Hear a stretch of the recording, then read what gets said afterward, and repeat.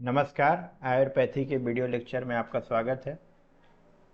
Fifth chapter जो था अष्टांग हृदय सूत्र स्थान का द्रव द्रव्य विज्ञानी अध्याय, इसका अब हम लोग तीसरा पार्ट स्टार्ट कर रहे हैं। 2 पार्ट जो है ऑलरेडी अपलोड हो चुका है, आप वहाँ से गो थ्रू हो लीजिएगा।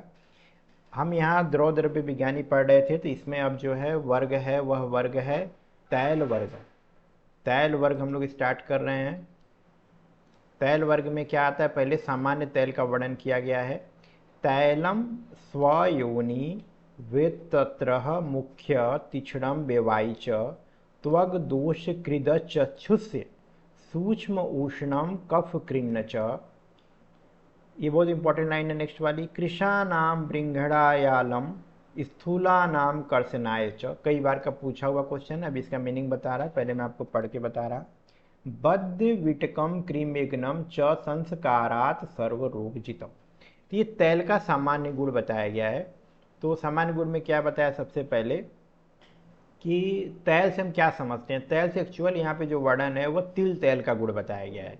किसका बताया गया है, तिल तैल का बताया गया है, क्योंकि तैल शब्द ही आया है तिल से। तिलोद्भवम तैलम, जो तिल से उत्पन्न हो वही तैल है।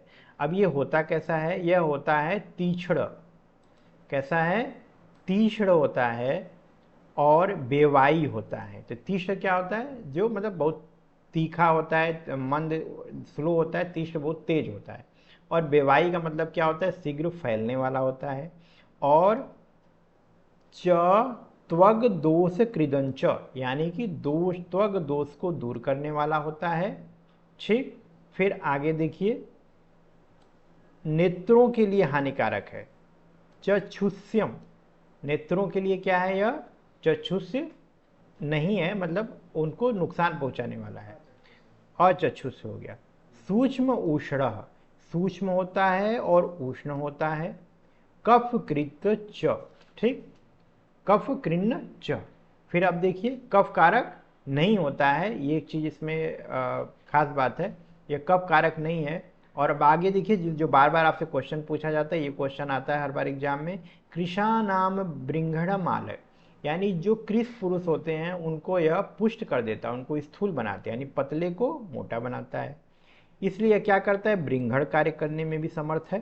ठीक, स्थूल नाम कर्षणाय च, स्थूल को कृष कर देता है, यानी जो मोटे हैं उनको दुबला कर देता है। ठीक, और आगे देखिए क्या दिया, यही इंपॉर्टेंट है, याद रखिएगा। बाकी बद्ध विटकम कृमिग्नम, यानी पुलिस को बांधता है और कृमिनाशक होता है।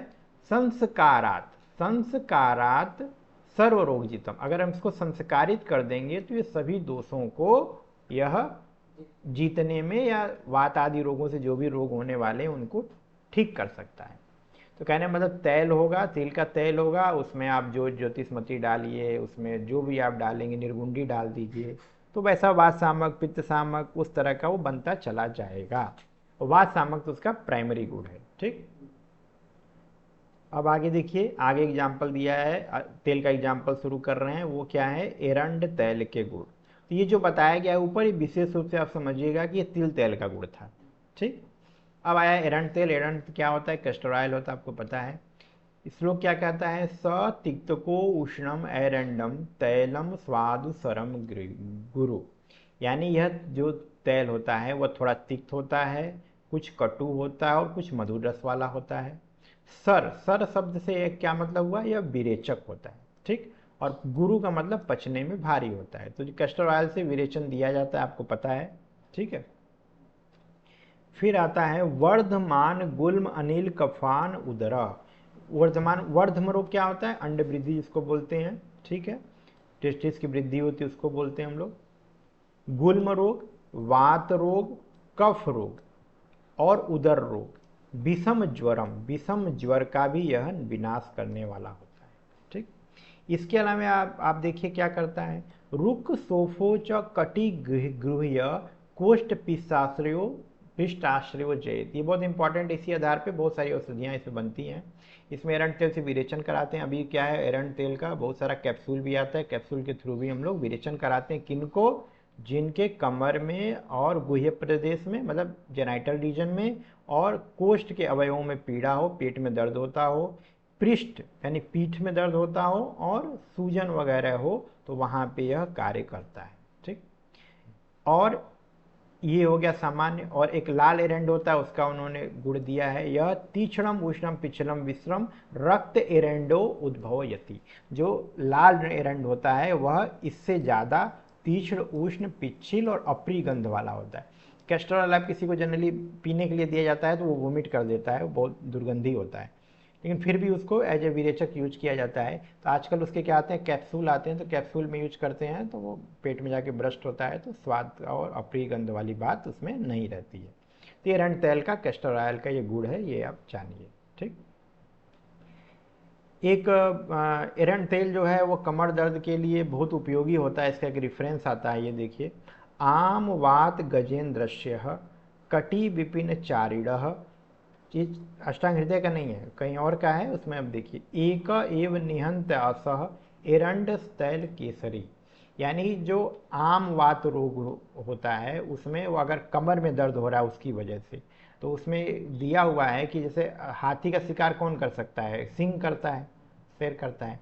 उसी तरह बोला कि आम वात रोग को जीतने वाला कौन है, एरंड तेल, एरंड तेल केसरी। तो एरंड तेल जो है उसको आमवात रूपी अगर कमर में दर्द हो रहा है तो उसको ठीक कर सकता है। इसका प्रयोग कैसे करेंगे, इसका विरेचन के रूप में हम प्रयोग करते हैं, तो वात अनुलोमन हो जाता है और पेशेंट को आराम मिलता है। ठीक, ये हो गया इसका जनरली एरंड तेल की महिमा हो गई। ठीक, फिर आता है आपका सरसों का तेल। सरसों का तेल आप जानते ही हैं।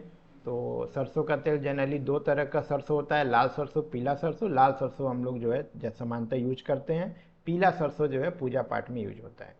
तो जनरली खाने पीने में लाल सरसों का यूज किया जाता है।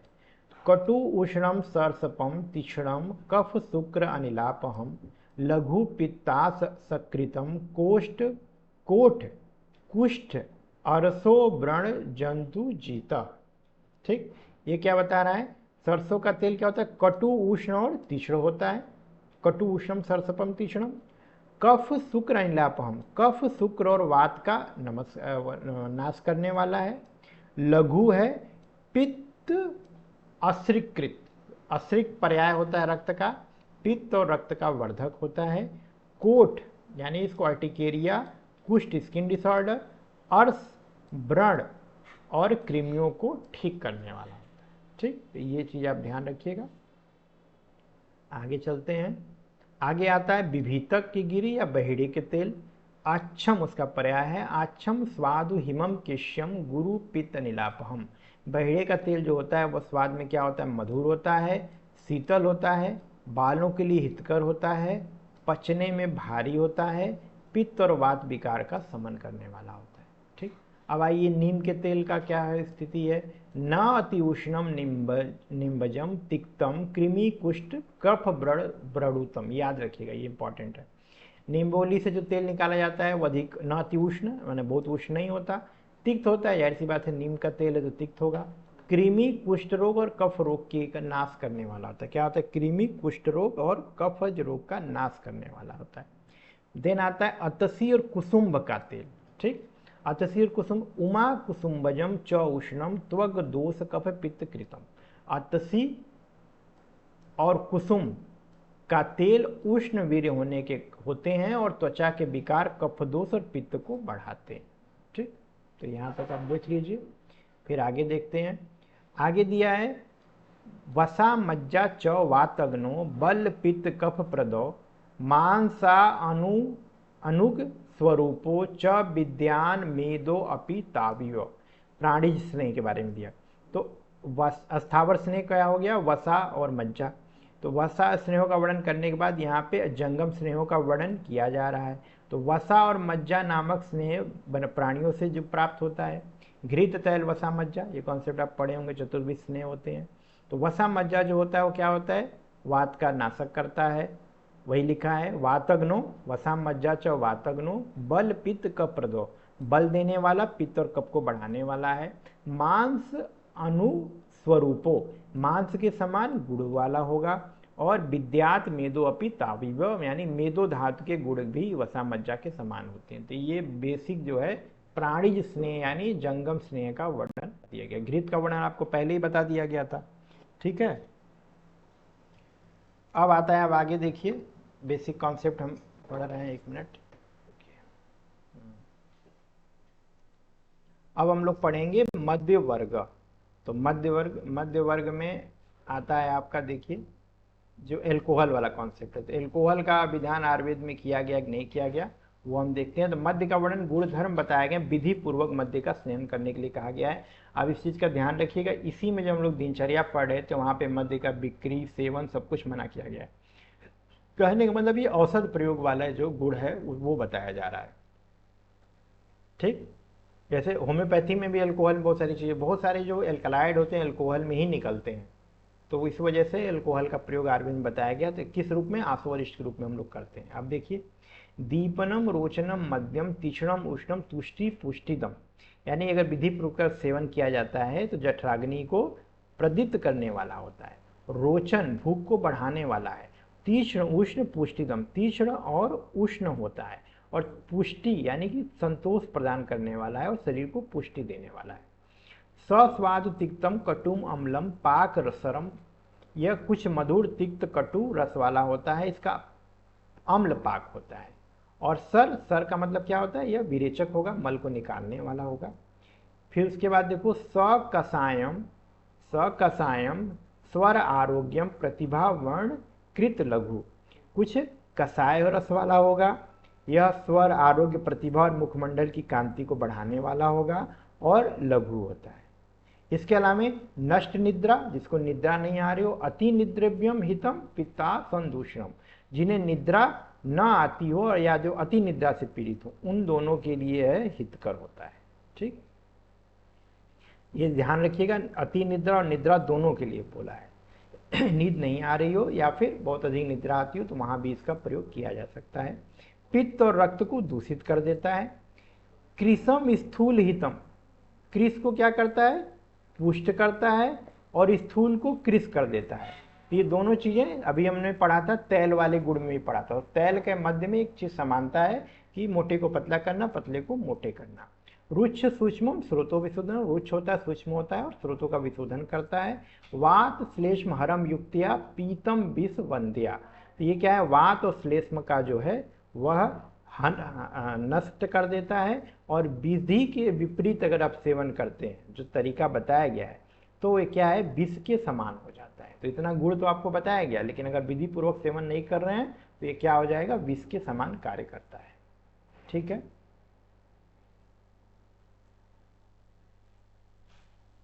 अब आगे आते हैं हम लोग। अब देखते हैं नया और पुराना मध्य का क्या कॉन्सेप्ट है। तो गुरु तद दोष जननम नवम जीर्णम मतो अन्यथा, नया मध्य जो होता है वो गुरु तथा त्रिदोष कारक होता है, और विपरीत जो पुराना मध्य होगा जो लघु होगा और वह त्रिदोष शामक होता है। तो दोनों में अंतर है, याद रखिएगा। जो नया होगा वो गुरु होगा, त्रिदोष कारक होगा, और जो पुराना होता है वो लघु होता है और त्रिदोष शामक। इसलिए पुराना मध्य ज़्यादा महंगा होता है या ज़्यादा महत्व का होता है, क्योंकि वो लघुता उसके अंदर और तीनों दोषों को समन करने वाला होता है। ठीक, पुराना जितना सारा पुराना होता है उतना महंगा होता है, कॉन्सेप्ट याद रखिएगा। फिर आता है मध्य का निषेध, किसे मध्य नहीं पीना चाहिए। उष्ण पेयम न उष्णम उपचारेण न विरिक्तम छदु धातुरे न आतिर्य तीक्ष्णम मृदु अल्प संभार कलुषम न छ।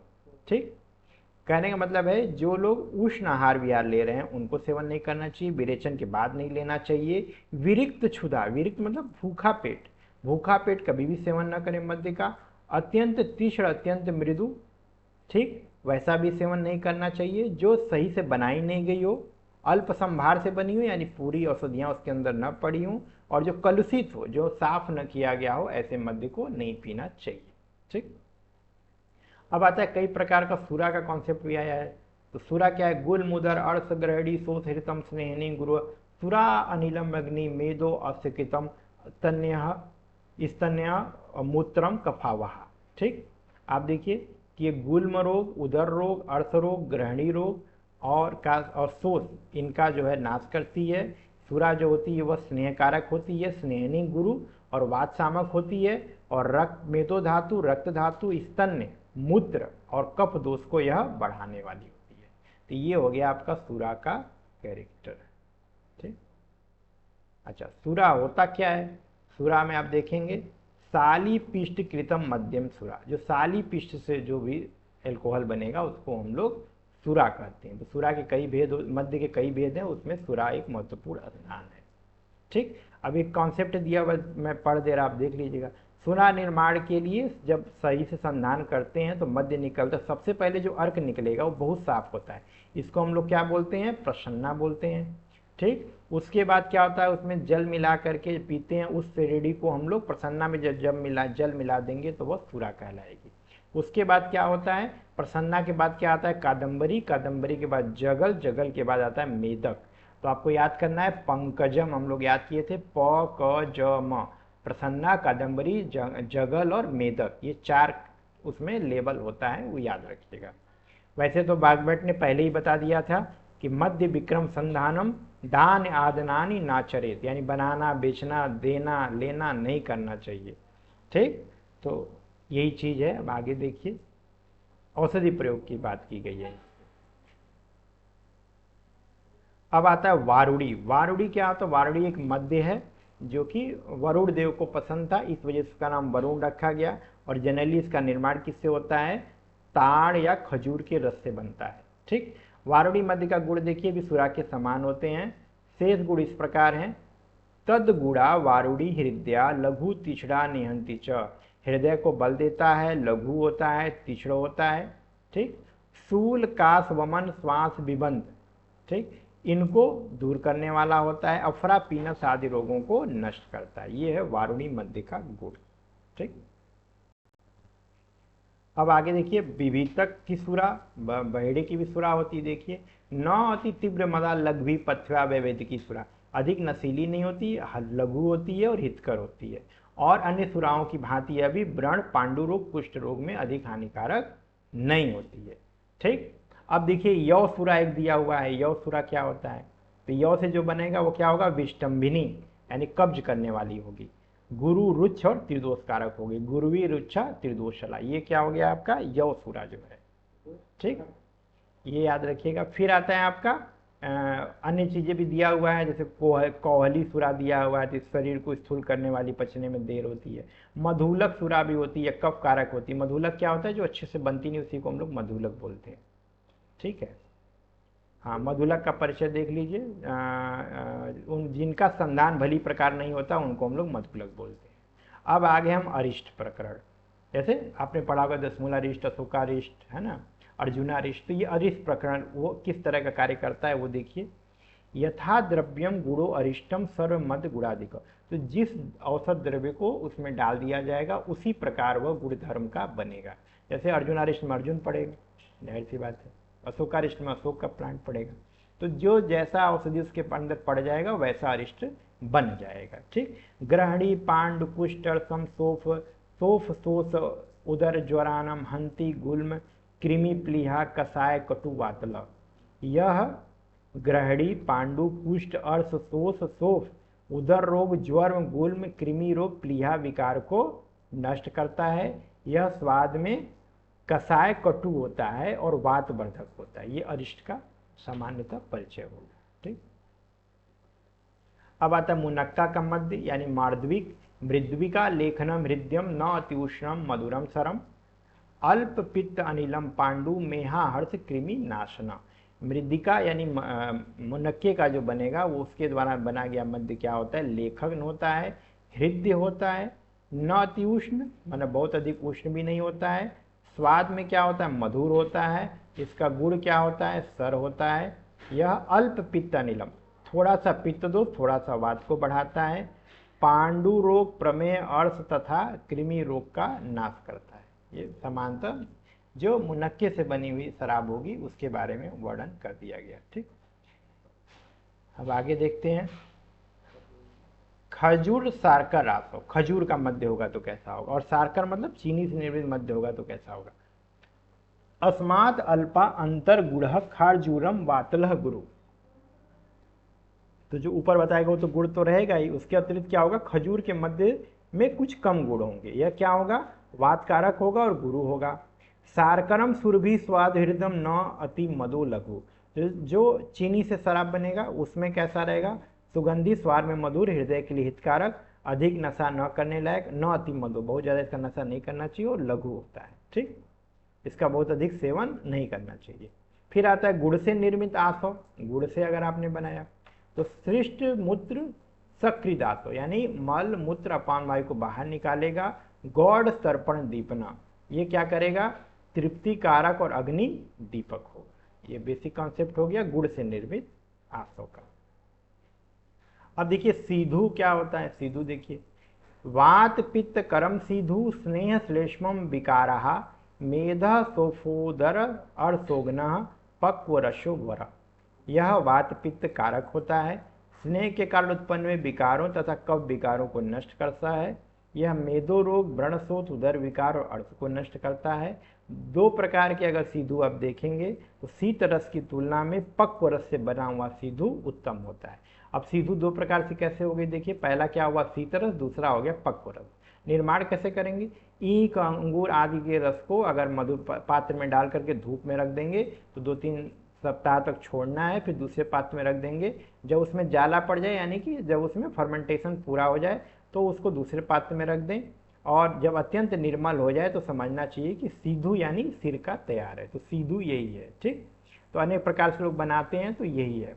कुछ में क्या होता है, कच्चा रस रख देते हैं तो उससे बन जाता है, कुछ में लोग पका के रखते हैं तो उससे बनता है। तो एक होता है आपका अपक्व रस शीत रस सीधु, दूसरा हो गया पक्व रस सीधु, ठीक। और इसमें बनाने में 4-5 माह का समय लग जाता है, स्वाद अम्ल खट्टा हो जाता है, पाचन में चटनी आदि के लिए प्रयोग कर सकते हैं। अब आता है मधु आसव। मधु आसव कई बार का पूछा हुआ है कि मधुआसव क्या होता है।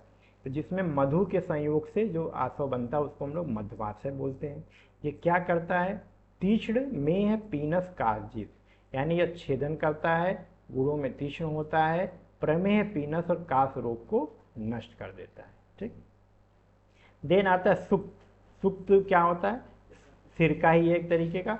रक्त पित्त क्लेदो क्लेदी कफो क्लेदी सुक्तम वात अनुलोमनम भीष उष्ण तीक्ष्णम रुच अम्लम हृदय रुचि करम सरम दीपनम शिशिरम स्पर्शनम पांडुकृत कृमि नाशनम।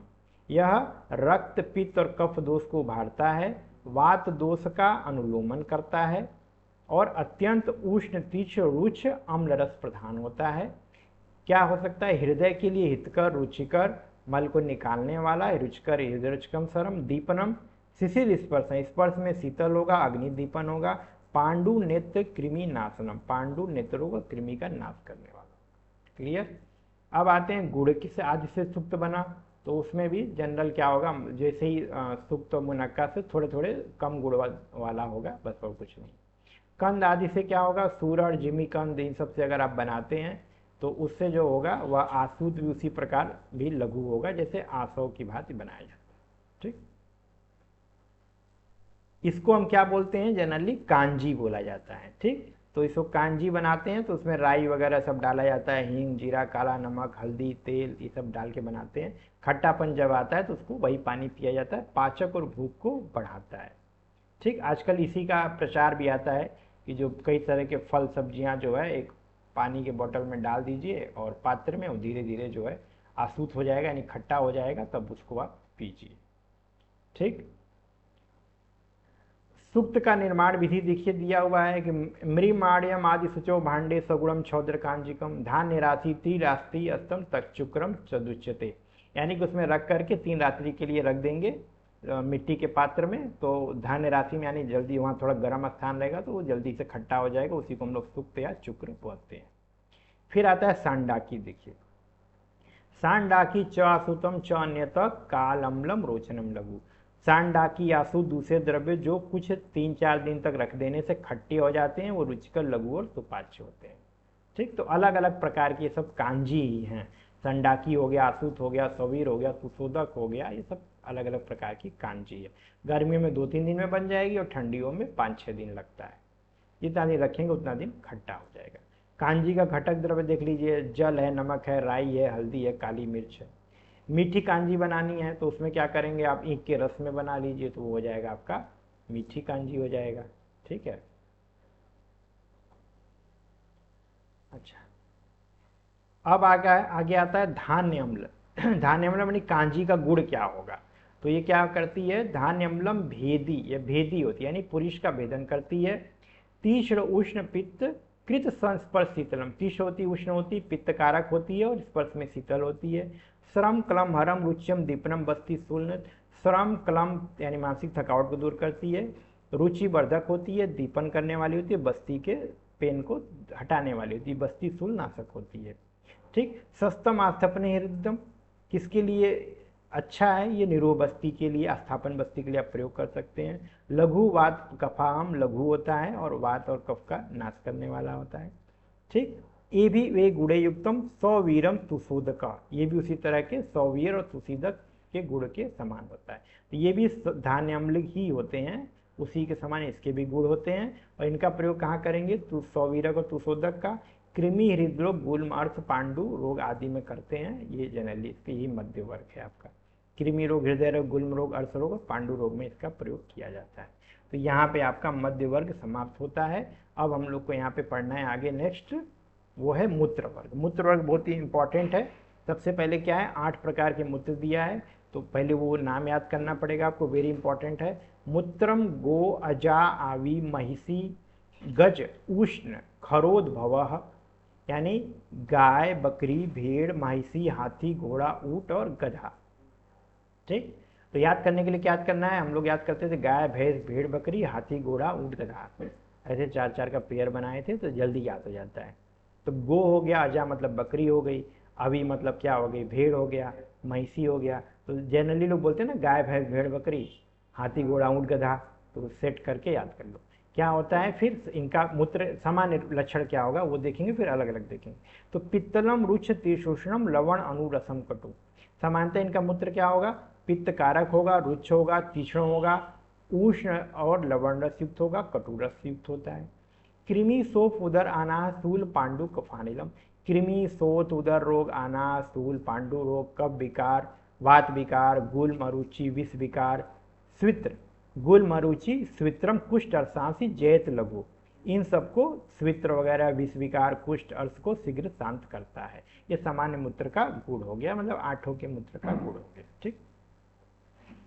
इसके बाद आप ये देखिए कि बेसिक जो बताया गया है मूत्र प्रयोग का क्षेत्र आप कैसे कर सकते हैं, तो इनमें अष्टांग संग्रह का कुछ रेफरेंस देके दिया गया है। अब इतना आप मान के चलिए कि इन सभी मूत्रों में क्या होता है, गोमूत्र सबसे उत्तम होता है। ठीक। और सुश्रुत का एक मत है, इसमें जो है एक दिया है कि नर मूत्र का भी ग्रहण करना चाहिए, तो उसमें 8 1 9 हो जाता है। तो जनरली क्या है, अष्टमूत्र का वर्णन किया गया, इसको आप याद रखिएगा। ठीक है, ये इसके सामान्य गुणधर्म बताया है, इसको ध्यान में रखिए। चरक संहिता हम लोग पढ़ेंगे तो एक एक का गुण अलग से बताया जाएगा। अब आगे देखो कैसे कंपाइलेशन हुआ है। तो ये क्षीर इच्छु तैला नाम वर्ग मध्यस्य चक्रमात इति द्रवेक एक देशो अयम यथा स्थूलम उदाहृत, यानी तैल वर्ग, क्षीर वर्ग, इच्छु वर्ग, जल वर्ग, मध्य वर्ग, इनका क्रम से वर्णन कर दिया गया है। और सभी के जो इंपॉर्टेंट चीज़ें होती हैं उनको इन्होंने अच्छे से बताया है।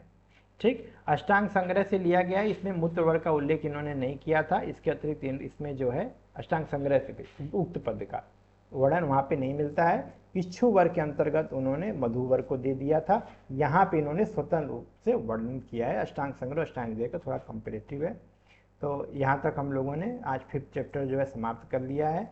और 6ठा चैप्टर जो है वो भी बहुत इंपॉर्टेंट है और बहुत बड़ा चैप्टर है। तो ये भी 2 या 3 पार्ट में हम लोग इसको कवर करेंगे, जो कि चैप्टर का नाम है अन्न स्वरूप विज्ञानी अध्याय। अगर यहाँ तक आपको दिया गया कंटेंट समझ में आ रहा है तो चैनल को लाइक करें, सब्सक्राइब करें। Thank you.